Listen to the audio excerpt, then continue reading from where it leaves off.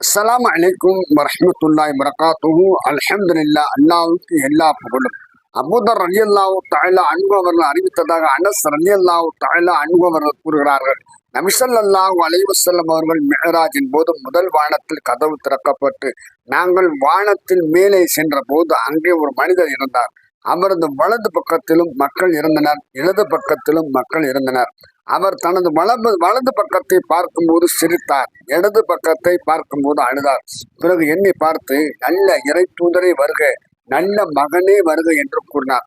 நான் ஜிப்ரீலே, இவர் யார் என்று கேட்டேன். அவர்கள், இவர்தான் ஆதம் அலைஹிஸ்ஸலாம் அவர்கள்.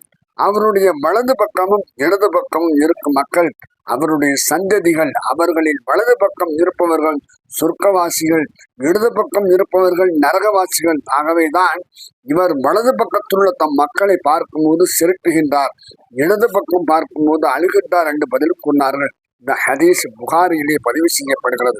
அல்லாஹ்வின் நல்லடியார்களே, நம் தந்தை ஆதம் அலைஹிஸ்ஸலாம் அவர்கள் நரகவாசிகளை பார்த்து அழுதார்கள். நம் சந்ததிகள் நரகத்தில் இருக்குகின்றார்கள் என்ற ஏக்கம் அவர்களுக்கு இருந்தது. நாம் அவர்களது வலது பக்கத்தில் இடம் பிடிக்க அல்லாஹ் அருள் புரிவானாக.